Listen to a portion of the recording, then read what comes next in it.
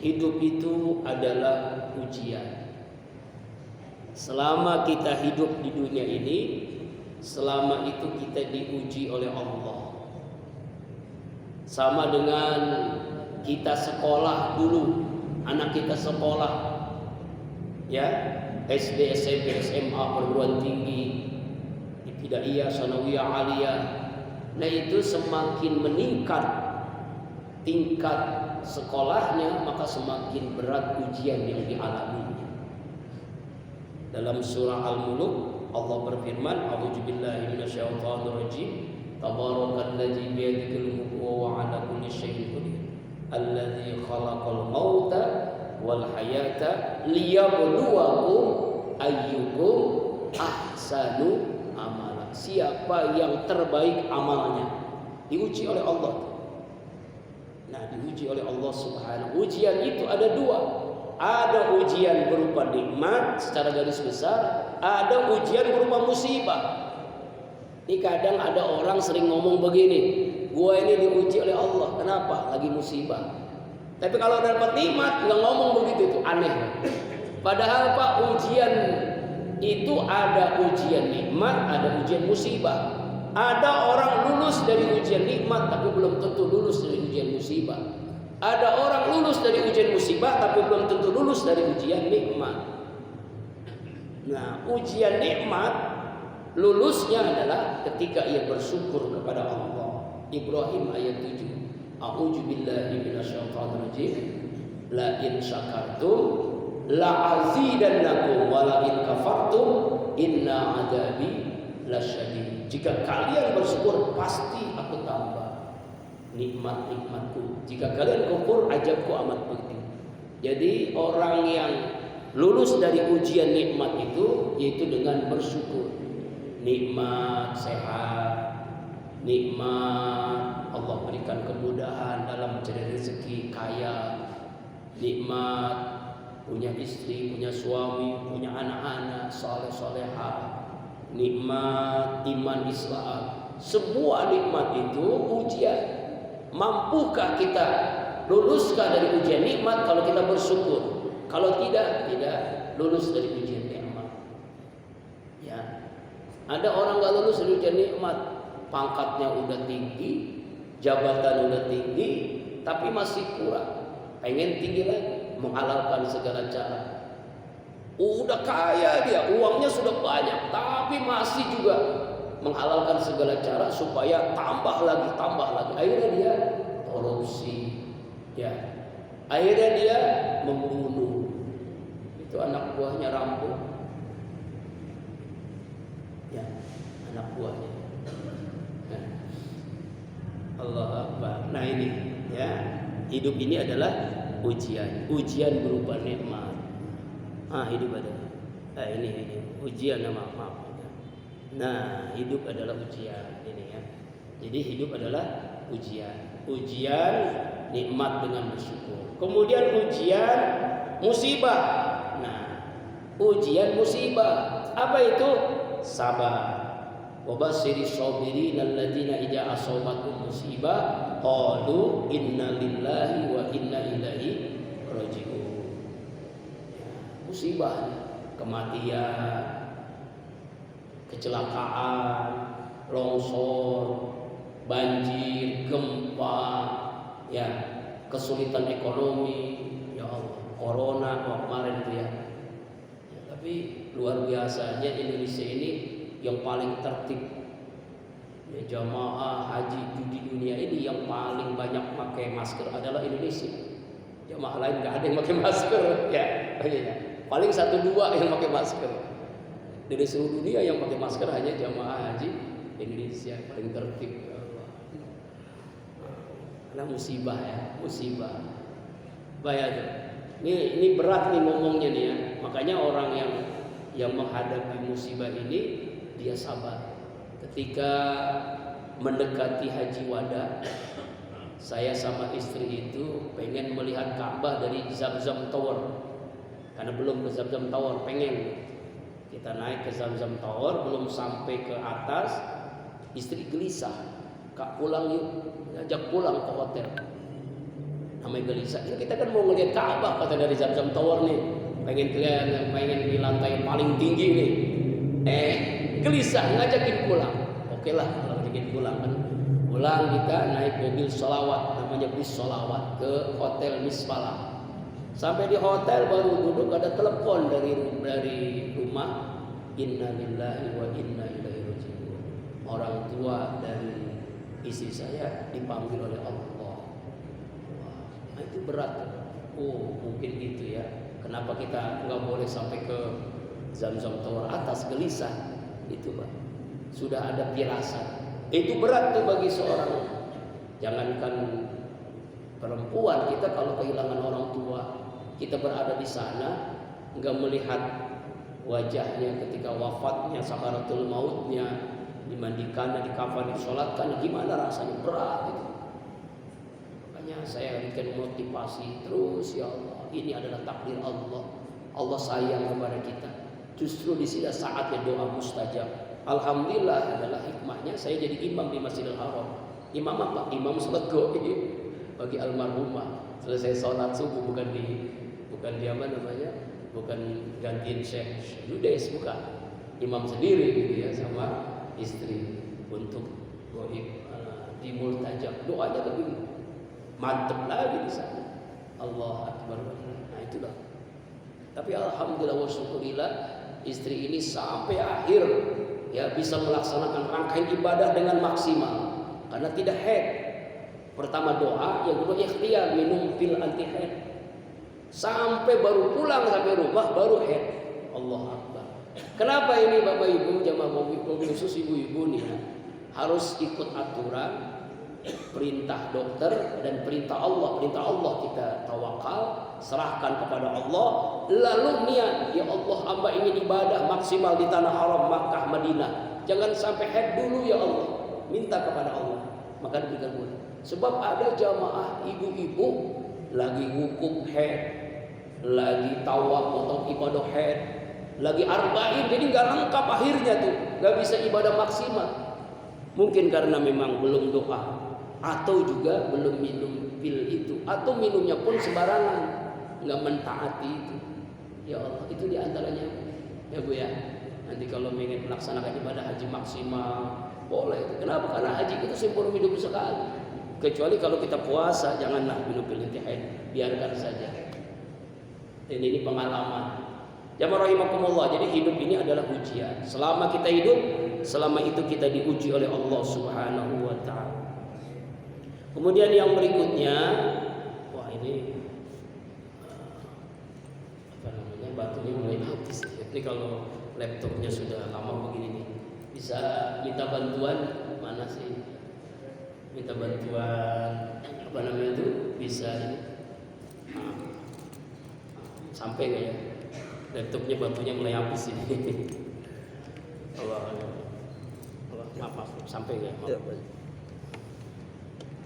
jamaah rahimakumullah, kita kembali lagi, tinggal 7%. Kuat. Lupa cas. Ya maaf ya. Tunggu dulu Pak. Ya.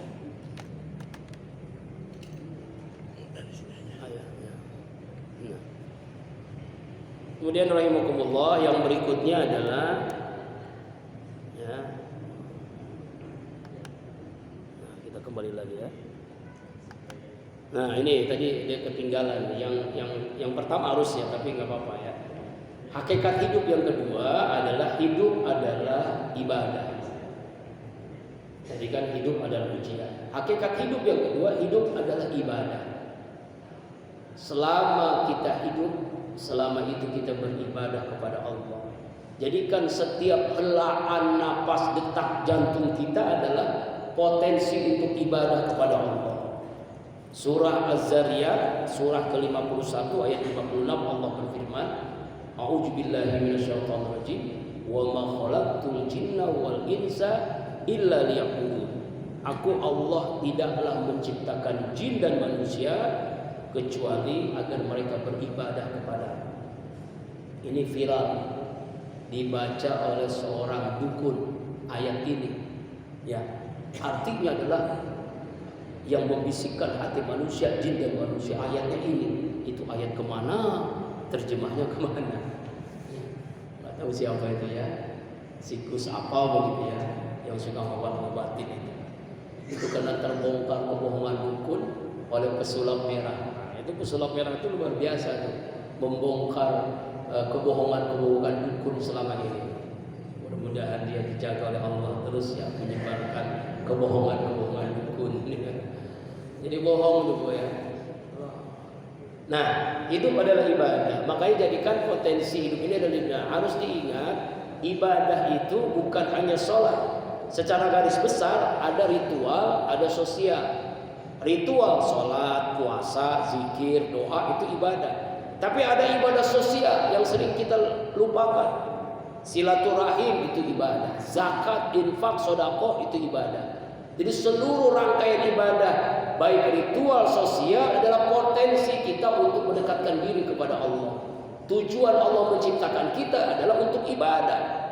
Jadi dari bangun tidur sampai tidur kembali, bahkan tidur itu pun adalah untuk ibadah kepada Allah. Ya Pak ya, ya Bu, tersenyum ibadah. Jadi kalau ada tukang ngamen, ibu aja tersenyum. Ya, gua nggak perlu senyum dulu katanya. Ya. Senyum ibadah. Ya, ya, melayani suami ibadah. Ya, melayani suami ibadah. Jadi kalau suami udah di kamar nehem-nehem, itu bukti bahwa ibu harus mempersiapkan ibadah terbaik. Hubungan suami istri itu adalah ibadah. Makanya semakin banyak istri, semakin banyak potensi ibadah. Betul Bu? Allah. Mencium istri sama dengan pahalanya mencium hajar aswad. Jadi kalau bapak ibu belum melaksanakan ibadah haji, apalagi kemarin tidak mencium hajar aswad, cium aja istri. Ya.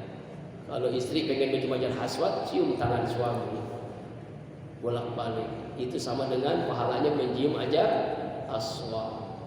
Alhamdulillah Ustaz, hajar aswad saya ada 4. Waduh, mantap banget. Ya Bu. Tapi ada ibadah yang seringkali memang belum kita tahu nih. Ridho dengan ketentuan Allah itu ibadah, itulah puncak ibadah. Berat ini. Kalau sholat, puasa, zikir, doa, baca Quran, silaturahim, zakat, infak, sedekah itu iya ibadah. Tapi ada ibadah yang puncak ibadah, ridho dengan ketentuan Allah. Misalnya ada orang susah, dia pergi gelap pulang gelap, tapi seharinya hanya dapat 10.000 rupiah misalnya. Dia ridho dengan 10.000 itu, ya Allah, itu puncak ibadah. Ibadahnya ridho dengan ketentuan Allah. Jadi ada orang di surga itu, dia ibadahnya biasa aja, nggak banyak-banyak seperti orang. Sholatnya, puasanya, zakat, zikir, doanya. Tapi karena ridho dengan ketentuan Allah, kesusahannya, kesulitannya mencari rezeki, kesulitannya misalnya dalam kehidupan menghadapi derasnya seperti ini, tapi dia ridho dengan ketentuan Allah. Allah berridho dengannya. Ridho radhiyallahu anhum wa radu an dzalika liman khasya rabbah. Allah akbar. Itu luar biasa. Itu dalam bahasa tasawuf nanti ya. Jadi hidup ini adalah ibadah. Yang ketiga, hidup ini sementara. Di dunia ini sangat singkat. Bukan sejuta tahun kita mengalami hidup di dunia ini. Bukan 1000 tahun, bukan 100 tahun. Jarang orang umur 100 tahun itu jarang ya. 1-2 ada memang. Rasa-rasanya kalau mencontoh Nabi itu, Rasulullah itu umurnya hanya 63 tahun. Sangat singkat. Sedangkan di akhirat hidup itu selama-lamanya, panjang tanpa akhir. Setelah ini kita masuk ke galian 2 meter alam barzah, alam kubur. Setelah itu kita menanti kiamat, hari berbangkit, padang mahsyar. Setelah padang mahsyar belum selesai itu, kita mengalami yang namanya nanti di mizan, di hisab, Siratal mustaqim, sampai puncaknya surga dan neraka. Wah, itu lamanya luar biasa. Jangankan itu, alam barzah itu berapa lama? Wallahu a'lam, hanya Allah yang tahu. Kalau kiamat tahun misalnya tahun 5000, berarti 3000 tahun kita di alam barzakh. Kalau itu tahun 5000. Kalau tahun 1 juta, aduh berapa lama kita di alam barzakh. Setelah itu kita dibangkitkan kiamat, kita di padang mahsyar. Berapa lama padang mahsyar? Wallahu a'lam. Makanya kita harus tahu bahwa hidup di dunia ini adalah sementara. Al-Mu'min ayat 39. A'udzubillahi minasyaitonir rajim. Ya qaumi innama hadhil hayatud dunya mata'u wa innad daral akhirah. Ya Darul Qalam, ada kesalahan tulisan ya, mohon maaf. Di Arabnya. Hai kaumku, sungguhnya kehidupan dunia ini adalah kesenangan sementara, dan sesungguhnya akhirat itu adalah negeri yang kekal selama-lamanya.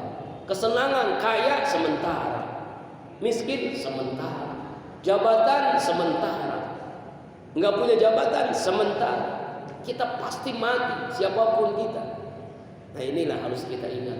Hakikat hidup ini adalah sementara. Kemudian yang berikutnya, hakikat hidup yang berikutnya, karena itu kehidupan akhirat itu lebih baik daripada kehidupan di dunia. Walal akhiratu khairul laka minal ula. Ad-Duha ayat 4. Sungguhnya hari akhirat, hari akhir itu lebih baik daripada permulaan. Walal akhiratu khairu wa abqa. Kehidupan akhirat itu lebih baik dan lebih kekal. A'la ayat 17. Nah ini harus kita ingat.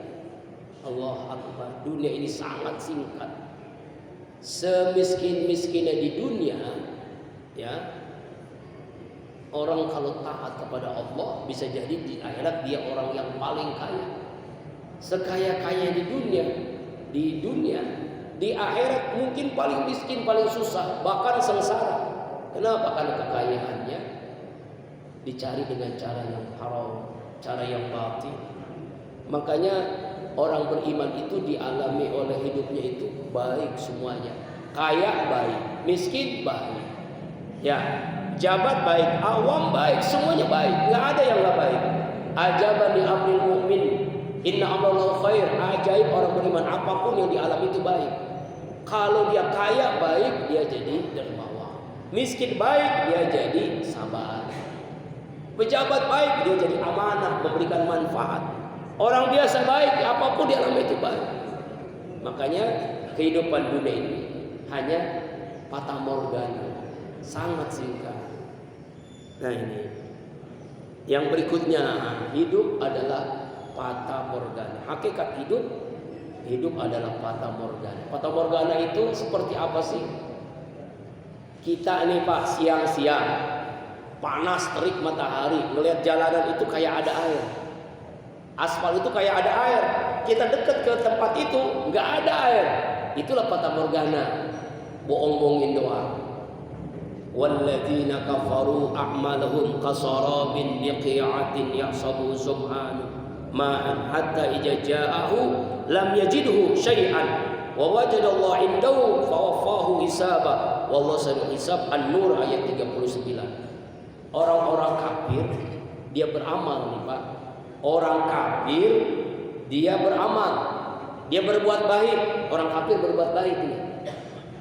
Misalnya dia suka berbagi gitu. Agustus, oh dia paling banyak ngasihnya. Orang kafir dia masih kafir ya. Baik dia amalnya bagus, tapi dia kafir. Kalau dia amalnya itu seperti apa? Seperti kasorobin, ya, seperti fata morgana di tanah yang datar, yang disangka air oleh orang-orang yang haus, dahaga. Ketika didatangi air itu nggak ada air, fata morgana. Walaupun dia berbuat baik, dia baik sama tetangga, dia nggak pernah zalim sama orang, dia sering berinfak misalnya kayak kita gitu, tapi dia kafir, dia bukan muslim, amalnya seperti fata morgana. Ya Allah, itulah Allah memberikan ketetapan seperti itu. Ya, makanya pentingnya iman. Harus muslim dulu kalau dia ingin amalnya diterima oleh Allah Subhanahu wa ta'ala.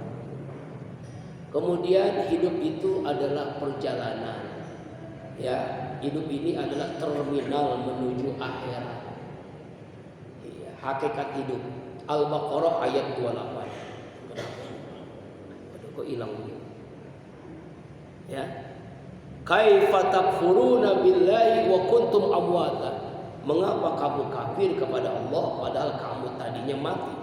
Lalu Allah hidupkan kamu, kemudian kamu dimatikan, lalu hidupkan kembali, kemudian kepadanya kamu dikembalikan. Dulunya itu kita mati nggak ada, lalu Allah hidupkan. Lalu setelah hidup mati lagi kita, hidupkan lagi nanti di padang mahsyar. Makanya hidup ini adalah perjalanan, terminal menuju tempat yang kita tuju. Ya Allah. Karena itu kita harus tahu hakikat hidup secara lengkap. Kelihatan nggak Pak? Oh belum ada ya? Wah ini hilang, bisa hilang lagi. Incet lagi ya. Bisa hilang. Wah ini nih. Subhanallah.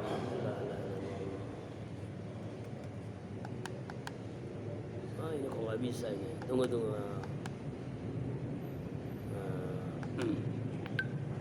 Yang baru ada ini.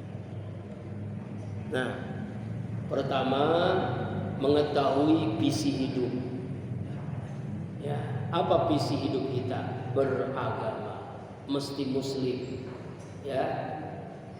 Inna dina indallahil Islam. Sesungguhnya agama yang diterima Allah itu adalah agama Islam.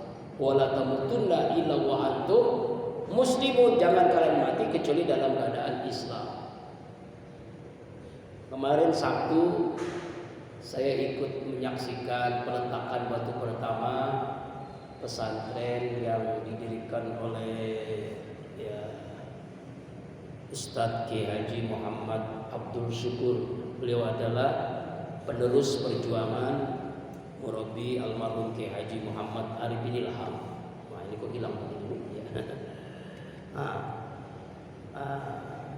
Ketika peletakan pertama itu beliau memberikan tausiah, latar belakang. Beliau mendapatkan tanah wakaf dari seorang mu'alaf yang masuk Islam. Tanah wakaf ini juga yang ada di Gunung Sindur, pesantren Az-Zikra, di daerah Pengasinan Gunung Sindur. Apa itu? Kebun kopi. Ya, kebun kopi. Dia menceritakan tentang mu'alafnya, namanya Pak Hermanto almarhum al-maghfurlah. Beliau itu setiap tahun satu masjid dibangun. Beliau nggak mau diceritain, nggak mau. Tapi kita yang menceritakan kan bagian daripada dakwah. Ya, setiap tahun satu masjid dia bangun banyak tanah wakaf di mana-mana. Keluarganya pun baru tahu, istrinya pun baru tahu. Saking dermawannya itu orang. Ketika akhir hidupnya itu Allah mudahkan wafatnya dalam keadaan mengucapkan syahadatain.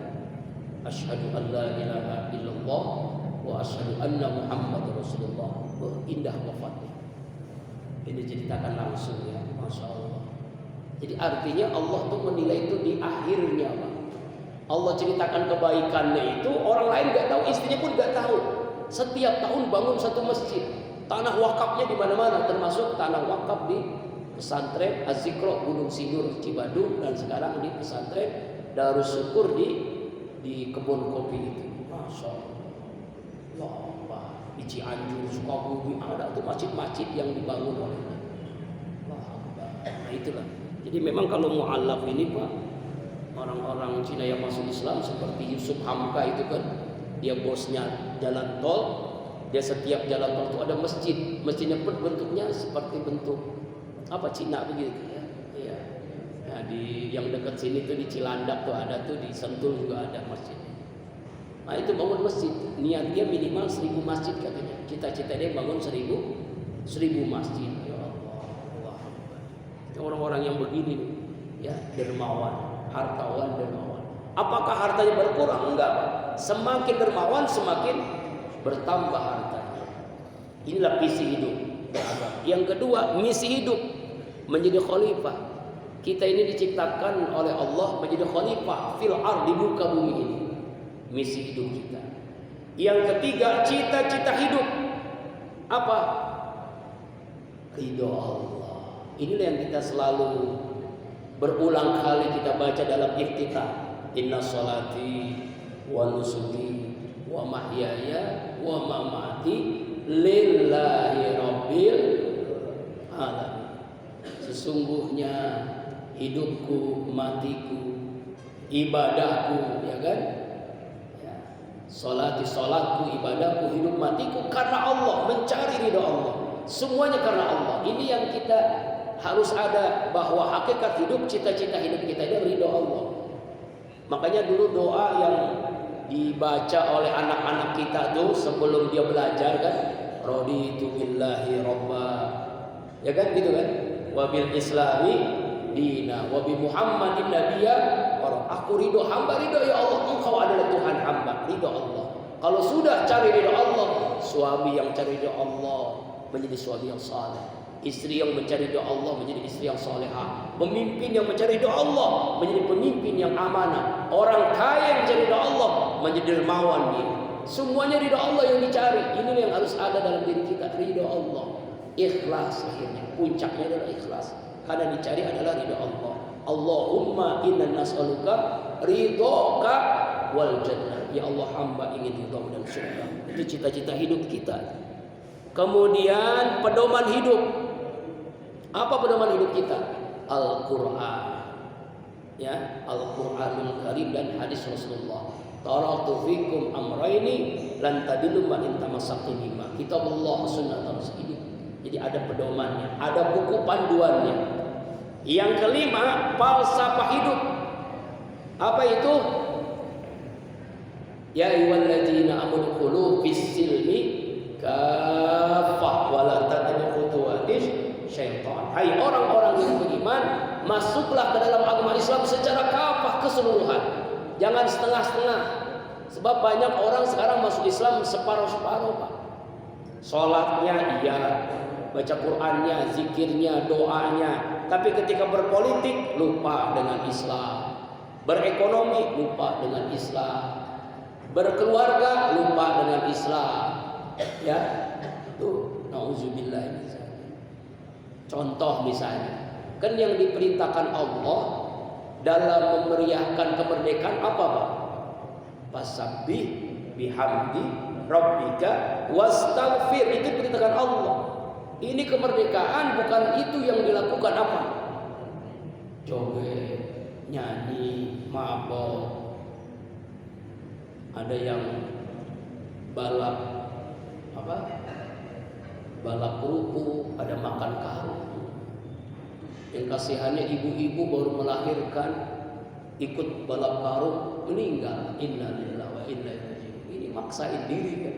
Bolehlah kalau lomba-lomba lah ya, hanya untuk memeriahkan, tapi coba yang dilakukan misalnya para ulama-ulama dulu.